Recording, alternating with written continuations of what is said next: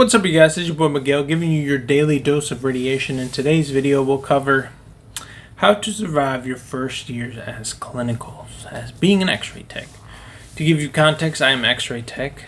I push the button at night shift, trauma 3 ER, and from time and time again, I've seen it all the time. It's the first day, it's the first week, you're still in your first year of being an X-ray tech student. You're very nervous, and everyone starts, at the same kind of playing field. You may vary as far as how outgoing you are, or how confident in your skills you are, or depending on how big the hospital, it could vary. Like if it's small, you might be more confident versus like you get shoved in a trauma 1 place and it's like very intimidating. So I would say the things I've seen that helps a lot is like, especially like if you struggle with like portables, go in there, ask the tech if you can use the machine to kind of angle the tube, or like practice positioning on other X-ray tech students, or even ask the techs like what's going on, like how do I do this, or would it be better if I do this, like, because at the end of the day, like if you can know how to do the procedure correctly and it makes the tech's life easier, like it's a win-win.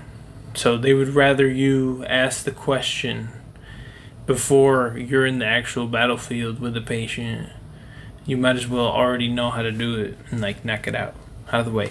Because like the worst situation is, especially when you're trying to do something, like there's a patient, he's hurt, his leg's broken, and then you're constantly looking at the tech, asking him a bunch of questions, and then you almost get those few patients that are like, they're very chill and they understand, you're a student, you're trying to learn, versus the ones who is like already nervous that you're not going to get a good picture and like you're scaring them and stuff like that. So to me personally, I would show up early. I've always showed up 5 minutes early every single time to see what's going on, get everything set up, and like get on top of it, and that helped me land my like place that I wanted to work. And I would say with anything, if there's anything that shows up, chest x-ray, whatever, even if you're already competent, just go ahead and do it. Just be, you're basically working for free, and just work like you getting paid so you can get paid.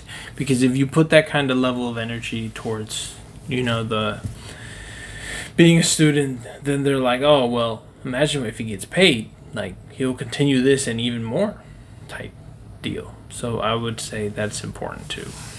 That's what I did, and it helped me land the job. And then just stay out of drama, because there's so many times like the medical field is filled slightly, there's like a more heavier female base versus woman base. Like for context, where I work at, there's only 3 dudes versus like 9 ladies or 12 ladies.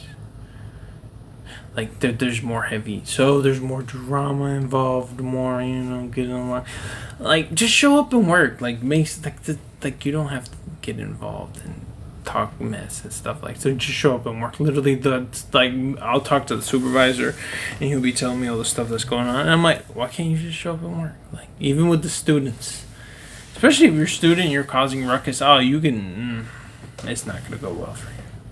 Because even though you think something that the big man of your place doesn't hear it, somehow one of the techs, it will get to him.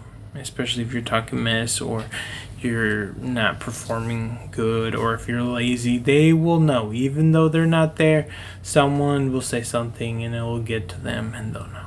So, hope these are useful, and see you on the next one.